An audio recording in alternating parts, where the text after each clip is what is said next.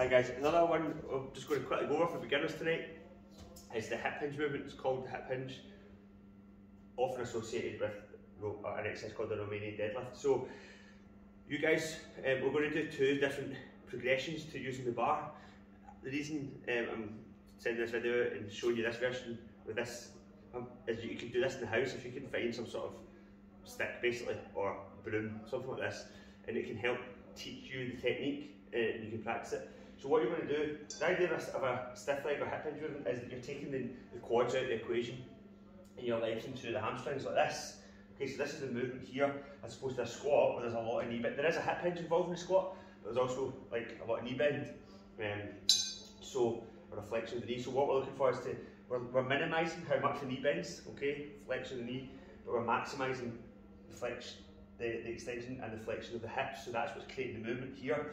So a lot of times people struggle with this and that they end up rounding through their back, and this is when people tend to get maybe a wee bit of back pain sometimes. They don't always, but it's, ideally we want you to master the hip hinge in order to get the most out of not just the Romanian deadlift exercise, which will help utilise and work the hamstrings and the glutes, but other movements like kettlebell swings and rows.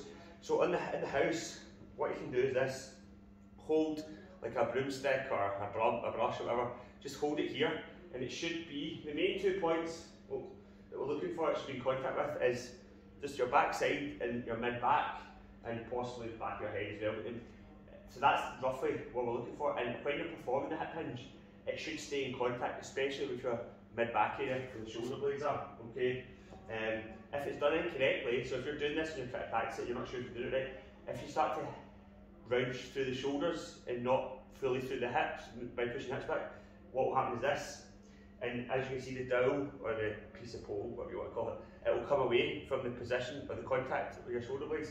So if you're doing it correctly though, you're pushing the hips back and you're generating the movement via the hips, like that, it will stay where it is, so it will stay in contact with that upper back area as well as your bum.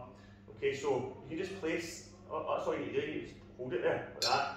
Okay, push the hips back, and if it's staying in contact, especially those two main points of contact, your back side and your upper back, then the chances are you're doing it correctly. And if you're doing it correctly, you'll feel a stretch through your hamstrings here. Okay, so that's the movement there. If you're not doing it correctly and you come away like this, you probably won't feel it as much in your hamstrings, because obviously the hammies connect to the hips. So if they're not getting pushed back, the hamstrings aren't getting pulled as much, they're not getting stretched and lengthened as much. So that's why in order to get the best out of this exercise for your hamstrings, you need to make sure that you're fully utilising and working through the hips and sitting back through the hips, okay? And the benefit of that is it usually, not always, but it usually tends to take away any feelings of discomfort and back pain. Okay, so that's the movement. Once you've mastered that, you could try what's called a handcuff deadlift. So you can try this tonight. And what you do is you're going to hold the kettlebell behind you as if you've got a pair of handcuffs on, and feet, you want a nice, fairly narrow stance, about shoulder width, not too wide, not too narrow. Feet pointing straight ahead. So a common wee error we have with stiff legs is a lot of times people open their feet out, but try and keep them nice and straight. Again, so we're really targeting the load right through the middle of the hamstring.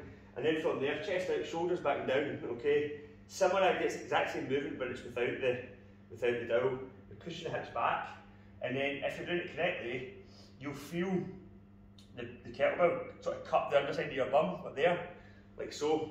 Whereas if you're rounded through the shoulders, it won't really cup your backside. So you hold the kettlebell, push the hips back, and eventually the kettlebell and your backside will basically meet, right? The aim is to keep a nice long spine as you do it, okay? And I feel like holding the kettlebell behind you like this helps do that. It helps keep you thinking about keeping your shoulders back and down, pushing the chest out, pushing the hips back, as opposed to doing that, okay? Because people automatically, sometimes if they have it in front, the automatic thing is because you're just thinking lowering it down, they round through the shoulders like that, which is not what we want. That's an entirely different exercise.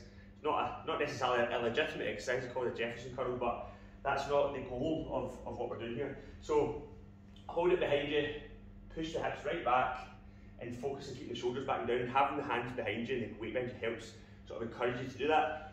The next progression would be to then do it in front. Okay, so if you feel you're mastering that and you're feeling it nicely through the hamstrings, just bring the kettlebell in front, and this is harder simply because the weight's now in front of you, so it's going to pull you forward.